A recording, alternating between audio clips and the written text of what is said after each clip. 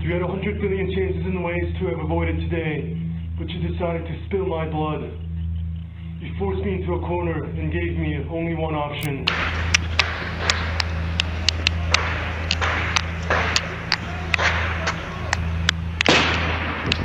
Whoa!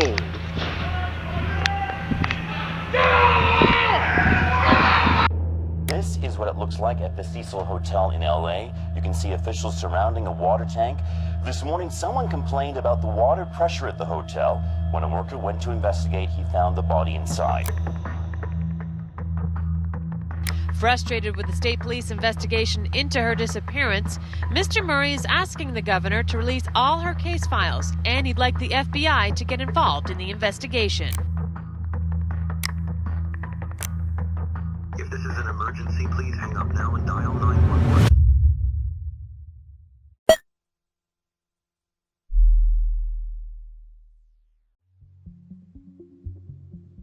Lost media has been a topic I have become obsessed with. The idea that what was once widely viewed by thousands of people in mainstream media can somehow vanish is both fascinating and perplexing. With dedicated YouTube channels and lost media bounty hunters, the pursuit of lost media has become a lifestyle for some. I believe the allure of lost media captivates us because it combines the mystery of the unknown with the thrill of discovery. In an age where almost everything seems accessible at our digital fingerprint, the concept of something being lost or hidden away is both intriguing and challenging.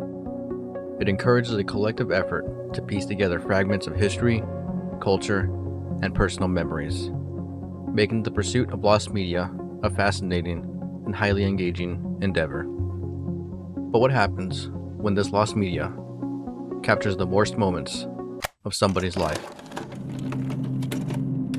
Today, we delve into the first installment of Lost 911.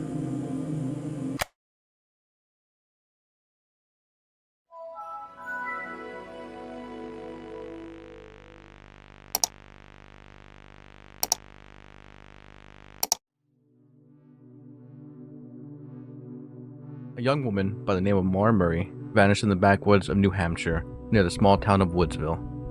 That night, Maura was traveling on Route 1112 as she neared a sharp turn in the road. She lost control of her vehicle and crashed into a nearby snowbank. What happened between the initial crash at 7:27 p.m. and the arrival of first responders at 7:46 remains unsolved.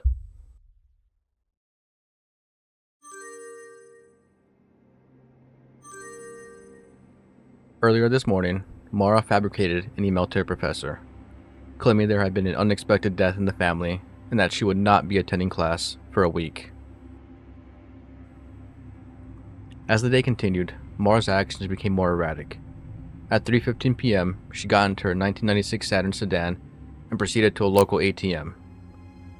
From there, she withdrew $280 and purchased about $40 worth of alcohol at a nearby liquor store.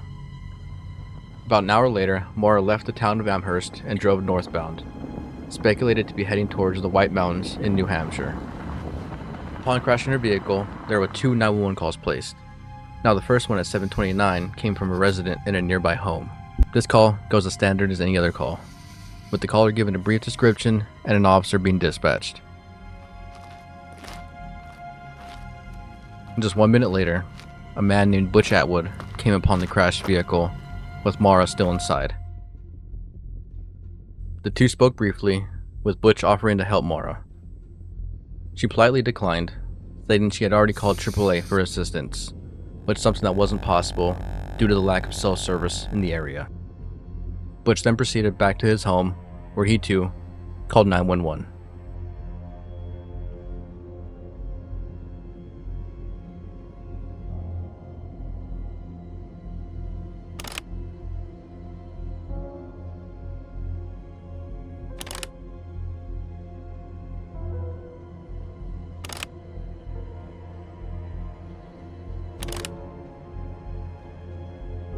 Now, these calls don't tell a whole lot, but Butch's account is a bit more descriptive of what happened.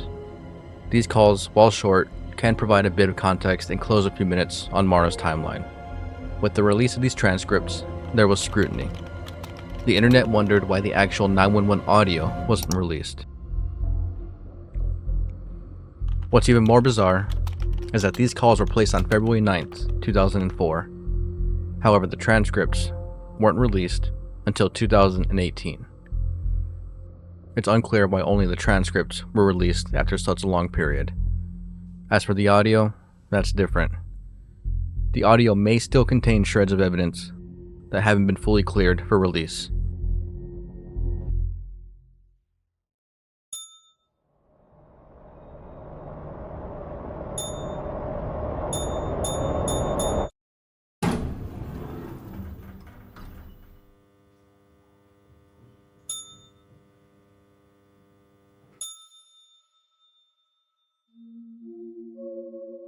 The elevator footage of Elisa Lam took the internet by storm, amassing millions of views in a short period of time and creating one of the most bizarre cases at the turn of the decade.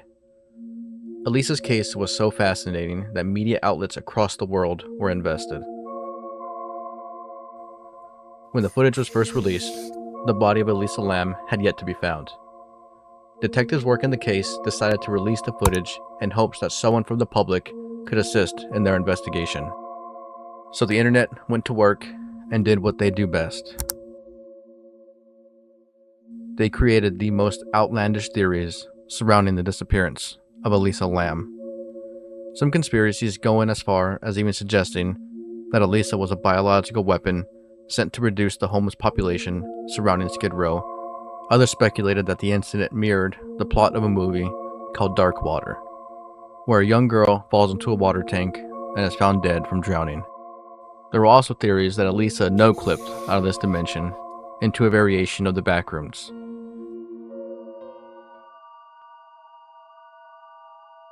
Now, regardless of the events leading up to Elisa's disappearance, the fact remained that she was still missing.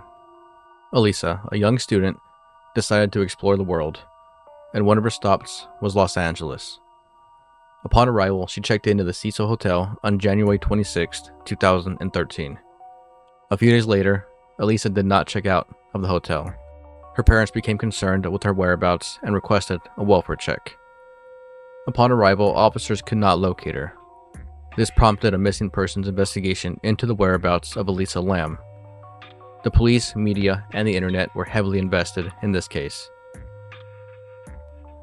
Now, the investigators began on February 1st, 2013, and it wasn't until 18 days later, on February 19th, that the body of Elisa Lam would be discovered.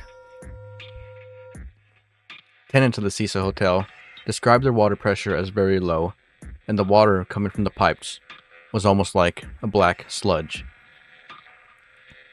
Santiago Lopez, a staff member at the Cecil, went to investigate the water tanks on the roof. This is where he discovered Elisa.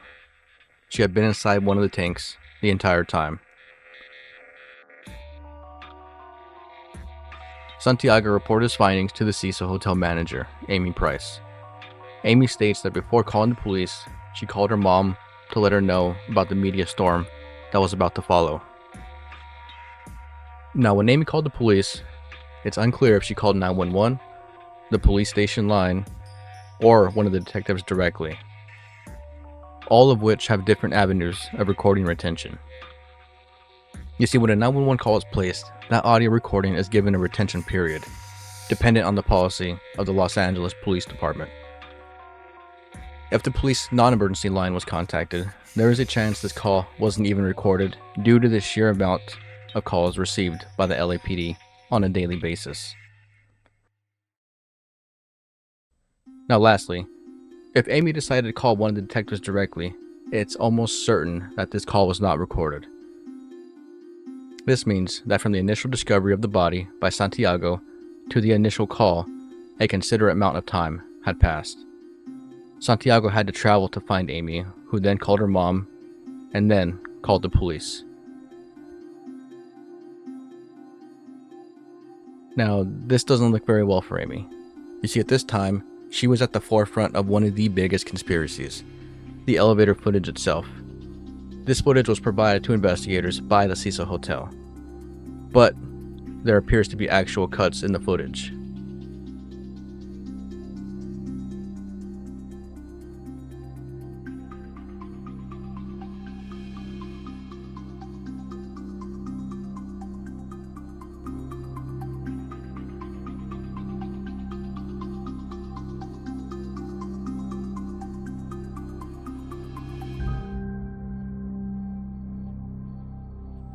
Blame was placed on Amy with accusations that she was hiding something from police. Now, regardless of this conspiracy, what was said between Amy and first responders after the discovery of Elisa's body will likely never be released.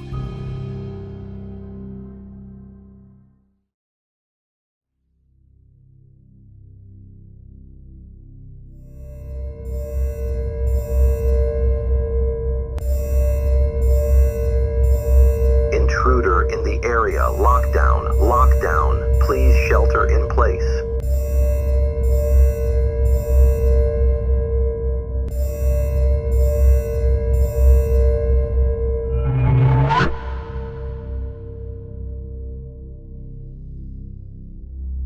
On April 16, 2007, the deadliest mass shooting to date occurred in the hallways of Virginia Tech. A man by the name of Sang-Hui Cho executed his plan of attack. Cho had meticulously planned out a mass shooting at the college he was attending. He amassed a large amount of ammunition and purchased 2 handguns. Cho, up to this point, had been suffering from extreme mental illness, including depression, anxiety, and unresolved trauma. Instead of proceeding with the healthy route of overcoming his ailments, Cho went down a route of extreme violence. Cho had become infatuated with the Columbine High School massacre, studying it in depth and in great detail. And at 7:15 a.m., Cho began his attack. Do you think I wanted to do this? Do you think I've ever dreamed of dying like this? 2 students in West Ambler Johnson Hall at the Virginia Tech campus are his first victims. He shoots the 2 students and flees the scene. Police arrive and begin their investigation. But the police made a critical mistake. The Department of Education came down hard on Virginia Tech today for the way it handled the 2007 shooting rampage. The final report says the school violated federal law by not alerting students in a timely fashion, suggesting dozens of lives could have been saved. They failed to initiate lockdown procedures. The only notification system was a mass email sent to the students and the faculty. At 9:40 a.m., Cho entered Norris Hall. He chained the main door shut and leaves a note on the door, stating that there is a bomb inside. Upon barricading himself, Cho enters the classrooms and begins shooting. Inside classroom 211, the teacher can hear the gunshots. As soon as she realizes what is happening, one of the students is instructed to call 911. Now, this 911 call went on to last a total of 10 minutes and captures the entirety of all the murders that took place inside Norris Hall.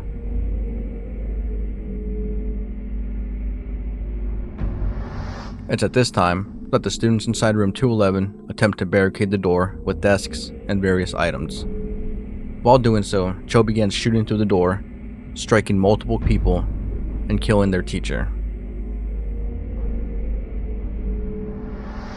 The shooting continues. One of the students attempts to tackle Cho in an attempt to subdue him. Unfortunately, he is killed trying to do so. Goddard has been hit in the leg at this point and is actively bleeding. While in pain, he is still relaying information to dispatch. And during these minutes, Cho was heard over the 911 call, actively shooting and leaving the room. While this is happening, the cell phone Goddard was using is thrown from his hand, and another student picks it up and begins talking to dispatch. She tells them that Cho came back, and the sound of screaming can be heard over the line as Cho walks to the injured students and begins executing them.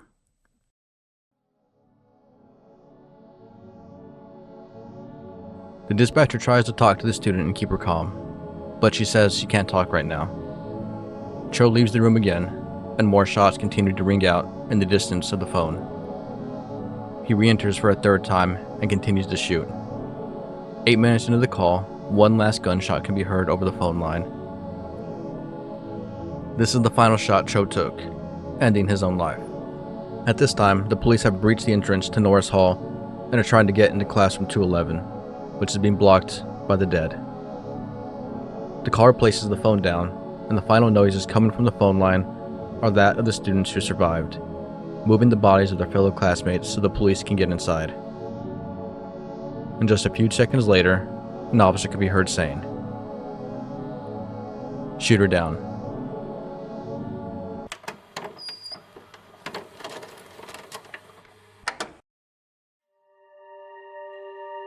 This 911 call is arguably one of the worst calls ever placed in the history of 911.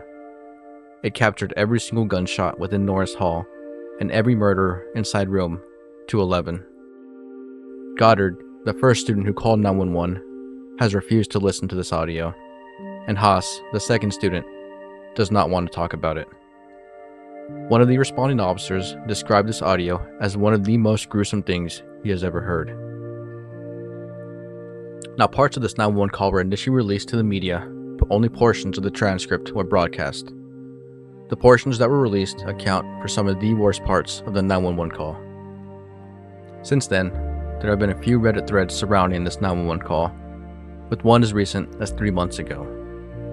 A user stated they were denied a FOIA request on the grounds that you must be a resident of Virginia to receive this information. On the internet, shock and gore media run rampant, and there is a strong disconnect when viewing this media. However, when you have listened to people get killed over 911, it's a feeling myself and others cannot forget.